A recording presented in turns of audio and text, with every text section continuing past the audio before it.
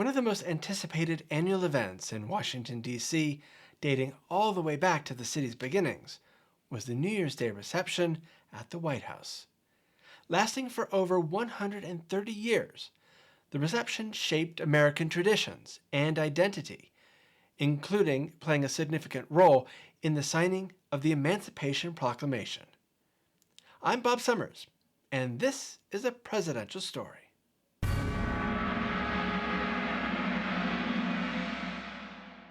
Being the first provides one with opportunities to set precedences. This was especially true for the first U.S. president, George Washington. His role would extend to the New Year's Day White House reception, even though he passed away before White House construction had been completed. On Washington's first New Year's Day as president, in 1790, the Washingtons opened their New York residence to throngs of well-wishers, even though their rented Cherry Street home was much too small to accommodate the large number of visitors. As a witness to Washington's first New Year's Day as president, Second Lady Abigail Adams wrote to her sister about the old Dutch custom of treating their friends upon the return of every new year. Even though Washington was not particularly fond of these types of social interactions, he knew from his time as a military leader that it was important to be seen and to talk to the people he led. He also knew that other than some engravings, very few people knew what he looked like, much less what he sounded like. So the Washingtons thought that as residents of New York, this Dutch custom was fitting, as long as people remained well-behaved and properly dressed, something the Washingtons strictly enforced. If people were willing to wait in line and wait their turn, the President and First Lady would greet anyone who arrived with a head nod or slight bow and wish them a Happy New Year. He repeated this open house reception again on July 4th, and then repeated it again the next year. When the nation's capital moved to the largest city in the country, Philadelphia, Pennsylvania, Washington continued the tradition of New Year's Day receptions at his official residence. The second U.S. president, John Adams, did not continue the tradition until he had already lost re-election to his vice president, Thomas Jefferson. On November 1st, 1800, John Adams officially moved into the White House. Adams believed the president's house, as it was called, was actually the people's house, and it was his duty, as its first resident, to extend hospitality. So 2 months later, January 1st, 1801, the White House doors were opened to everyone in Washington who wished to stop by and exchange greetings. The White House wasn't very homey yet. It was cold and damp and basically unfurnished. The reception was held in the second-floor ladies' drawing room, known today as the Yellow Oval Room, and Adams asked the fledgling United States Marine Band to provide the musical entertainment. The next year, President Thomas Jefferson moved the reception to the Blue Room, which became the tradition moving forward, and he cordially greeted anyone who wanted to shake his hand. Yes, no more bowing. Jefferson instituted the practice of shaking hands with visitors as a more egalitarian gesture. The press would take note of the first family's handshakes as much as their fashion choices, the flower arrangement, and the musical selections. In 1894, the New York Times applauded First Lady Frances Cleveland, who kept her hand ungloved and gave each one in greeting a vigorous handshake. Other society ladies then followed this fashion of ungloving. President Theodore Roosevelt perfected a handshake that firmly pushed the visitor along while controlling the strength of the handshake itself. As the population of Washington, D.C. grew, so did the number of visitors to the White House New Year's Day reception. President William Howard Taft was president from 1909 to 1913, and during one of his receptions, over 6,000 visitors arrived to shake his hand. First Lady Helen Taft recalled, "The line of waiting people stretched out through the spacious grounds, down the street, and around the corner, and out of sight." Reportedly, President Taft shook 40 hands per minute. To shake everyone's hand, he would have to maintain that rate for 2.5 hours. His hand must have been so swollen. And a swollen hand was not the only physical challenge. President James Madison was slight in stature, standing at 5 foot 4 inches tall. When the crowd entered, they did not remain in a receiving line, but milled about indignantly pushing and jostling Madison. After that, Receiving lines were strictly enforced. The most impactful New Year's Day in White House history must be the one in 1863. There were times when the New Year's Day reception at the White House was canceled, usually due to war, illness, or presidential travel. But during the Civil War, Lincoln continued the New Year's Day tradition at the White House. In 1863, in addition to the reception, Lincoln was also planning to sign the Emancipation Proclamation, declaring that all slaves in the Confederate States were free. Lincoln was planning to sign the proclamation before the reception, but found an error in the document that needed to be corrected before he signed it. This would mean the whole document would be rewritten, so Lincoln would now sign after the reception. The reception began at 11 a.m. in the Blue Room for high-ranking public officials and invited guests. 30 minutes later, the doors were open to the public.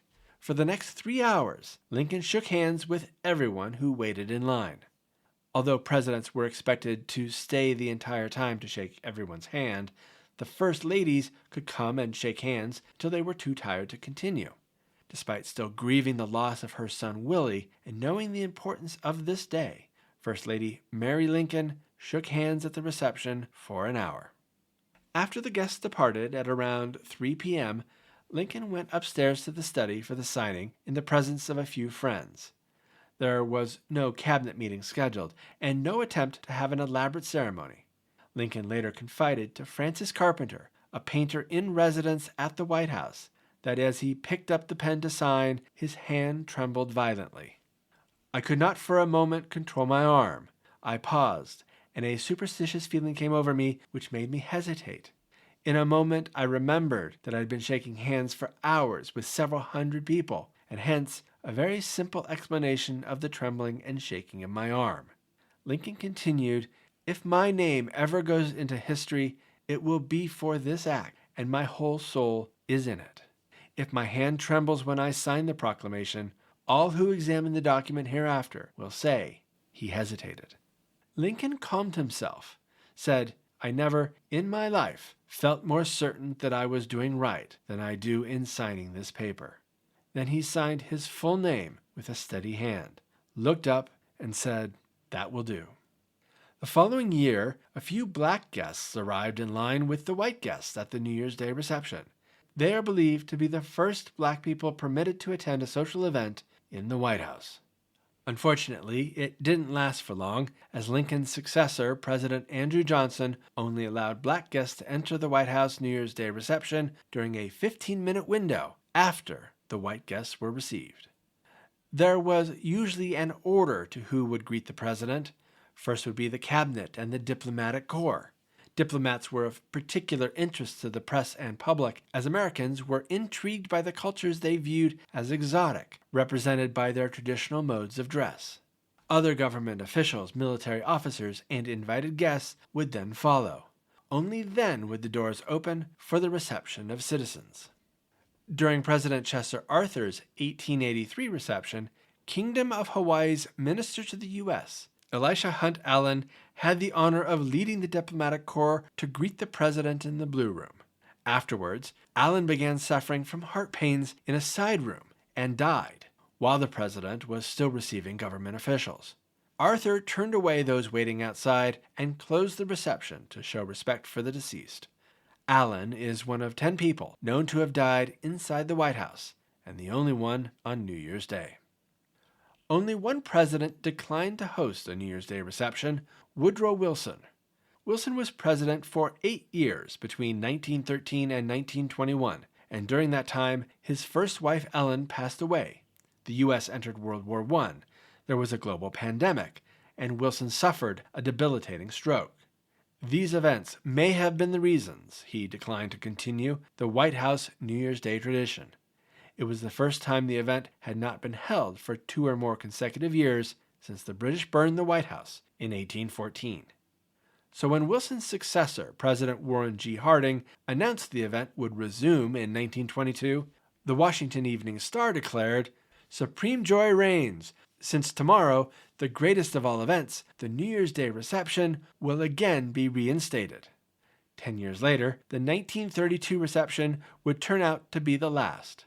In 1933, President Herbert Hoover had just lost to Franklin D. Roosevelt, and the country was in the depths of the Great Depression, so it was no surprise that on New Year's Day, Hoover found himself out of town. Because of the cancellation of the 1933 reception, many people blame Hoover for ending the tradition of a New Year's Day reception at the White House. In reality, President Franklin D. Roosevelt could have started it again, but he didn't.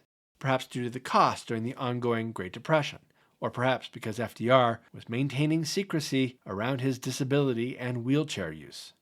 The truth is, even if FDR had tried to revive it, the security concerns today would have made the event impossible to continue. It is actually surprising that the Secret Service didn't shut it down after the assassination of President William McKinley in 1901, the third presidential assassination in a 36-year period. But there was one Washingtonian who still held out hope that the reception would resume. Local painter John W. Hunefeld, who attended every New Year's Day reception between 1911 and 1932 and prided himself with being first in line, waited forlornly at the White House gate in 1934 because he wanted to make sure the president hadn't changed his mind. He also told the New York Times that he'd be back next year, reception or no reception. Thanks for watching.